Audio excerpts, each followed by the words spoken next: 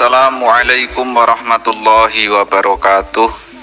Bismillahirrahmanirrahim. Alhamdulillahi rabbil alamin. Allahumma sholli wa sallim ala sayyidina Muhammad wa ala alihi wa sahbihi ajma'in, amma ba'd. Ja'alanallahu wa iyyakum min ahlil khairi wa sa'adah fid dini wa dunya wal akhirah. Amin, Allahumma amin. Sahabat yang saya cintai, dimanapun Anda berada, di tengah ramainya perbincangan tentang nasab, ada banyak sekali kejadian-kejadian yang begitu luar biasa, yang begitu mengagetkan untuk kita semua. Dulu kita ingat ada kiai yang meninggal di atas panggung. Sekarang ada yang terbaru, di tengah-tengah kegiatan pengajian akbar ini malah ada insiden rubuh, panggungnya rubuh. Masya Allah, ini saya jujur saja, terus terang saja, baru kali ini melihat ada insiden yang semacam ini begitu mengagetkan sekali. Saya sampai mengingat-ingat, ini pernah nggak sih ada kayak semacam ini? Ternyata nggak pernah. Dan saya pikir mungkin di Indonesia ini ya ada yang pernah menjumpai semacam ini, akan tetapi ya beberapa. Sehingga insiden yang begitu langka ini menjadi sebuah pertanyaan. Orang menjadi bertanya-tanya, sebenarnya ada apa ini?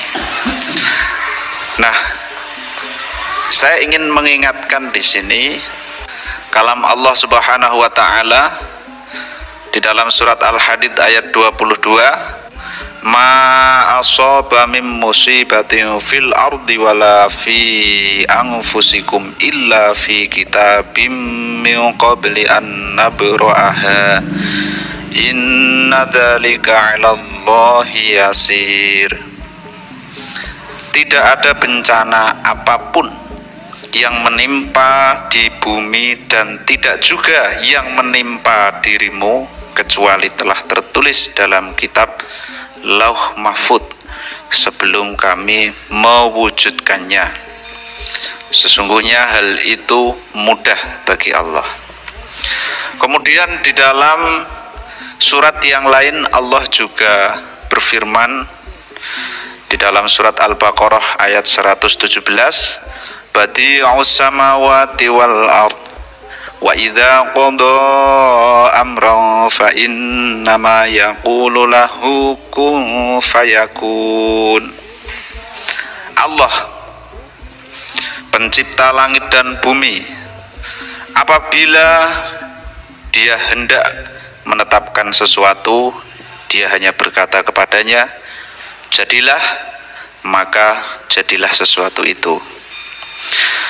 Kemudian di dalam surat yang lain pula Allah berfirman, tepatnya di dalam surat Al-Hasyr ayat 18, ya ayyuhalladzina amanu taqullaha wal tanzur nafsum ma qaddamat lighad wattaqullaha innallaha khabirum bima ta'malun. Wahai orang-orang yang beriman, bertakwalah kepada Allah, hendaklah setiap orang memperhatikan apa yang telah diperbuatnya untuk hari esok. Bertakwalah kepada Allah, sungguh Allah Maha mengetahui apa yang kamu kerjakan.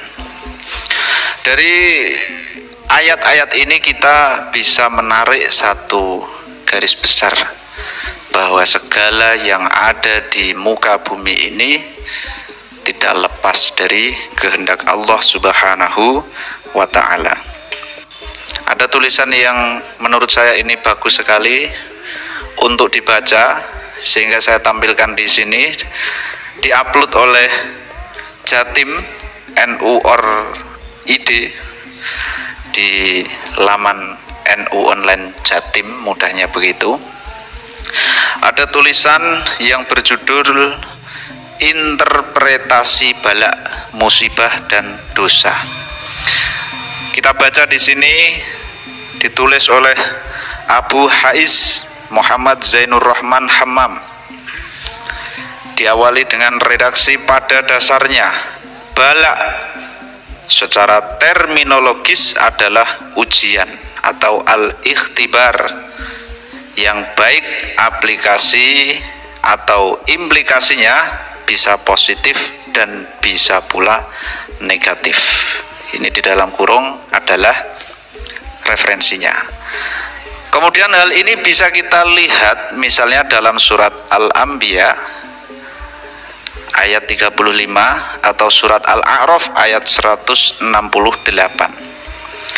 Terminologi bala ini menjadi sebuah wacana yang layak untuk diperbincangkan manakala kita cermati fakta di tengah sebagian masyarakat, terutama dari kalangan masyarakat tradisional, bahwa bala dalam kurung balat atau tola bahasa Madura pen atau kualat dalam bahasa Jawa, ternyata hanya dikonotasikan pada hal-hal yang bersifat negatif semacam celaka, sial, naas dan sebagainya.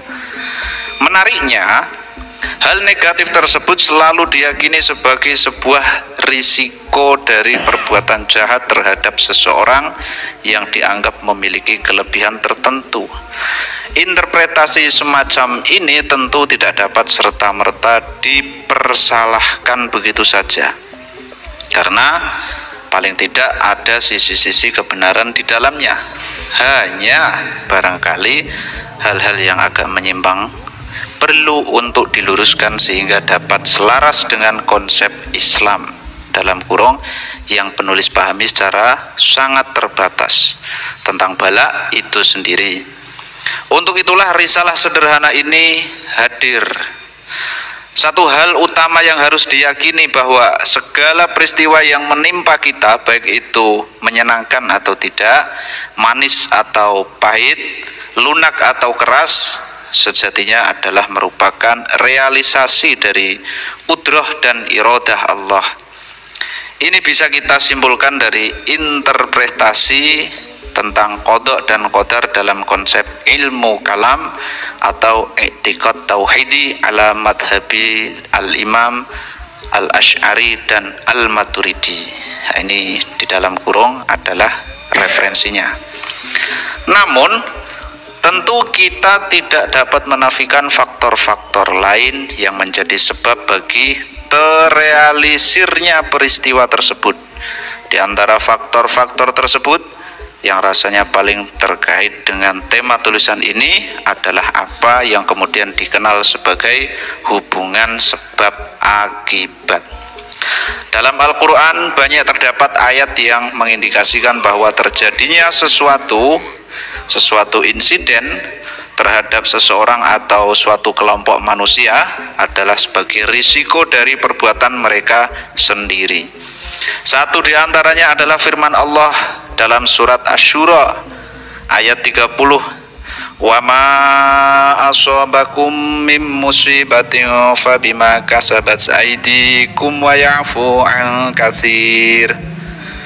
Menurut Imam Jalaluddin Al-Mahalli, objek dari kata kum dalam ayat di atas adalah kaum mukminin, sedang kata musibah diinterpretasikan sebagai bencana dan kesengsaraan.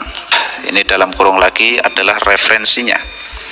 Lebih jauh, Al-Mahalli menjelaskan bahwa musibah ini adalah risiko dari perbuatan dosa seorang mukmin. Sedangkan musibah atas seorang mukmin yang tidak melakukan dosa adalah semata-mata medium untuk meninggikan derajatnya kelak di akhirat. Selanjutnya dari ayat ini diinterpretasikan pula bahwa ada dua jenis perbuatan dosa. Pertama, dosa yang konsekuensinya diwujudkan di dunia dengan musibah sebagai realisasinya. Kedua, dosa yang diampuni. dosa jenis kedua ini yang secara kuantitatif lebih banyak, dalam kurung adalah referensinya. Sekelumit ilustrasi di atas akan terasa relevansinya jika kita mengkorelasikannya dengan perbuatan dosa, mendolimi orang lain. Bahkan salah satu wejangan Rasulullah pada Sayyidina Mu'ad bin Jabal saat beliau mengutusnya untuk menjadikannya seorang amir di Yaman adalah, takutilah doa seseorang yang dizolimi. Ini dalam kurung adalah referensinya. Terlebih jika kemudian al-madlum atau objek perbuatan zalim nya adalah seorang yang telah mencapai predikat waliullah, atau paling tidak seseorang yang dengan ketakwaan dan kesolehannya mendekati predikat tersebut.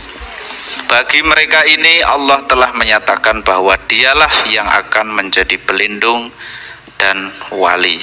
Pernyataannya tersebut termaktub jelas dalam misalnya surat Al-Baqarah ayat 285, Al-Anfal ayat 34, Al-Hajj ayat 38, dan Ar-Rum ayat 48. Ada 4 substansi dari kesediaan Allah menjadi wali bagi mereka yang muttaqin ini, yaitu anfa'u atau optimalisasi fungsi keimanan, ad-daf'u penjagaan dan perlindungan, an-nusrah atau pertolongan, dan an-najah atau pembebasan dan pengentasan. Dalam kurung adalah referensinya.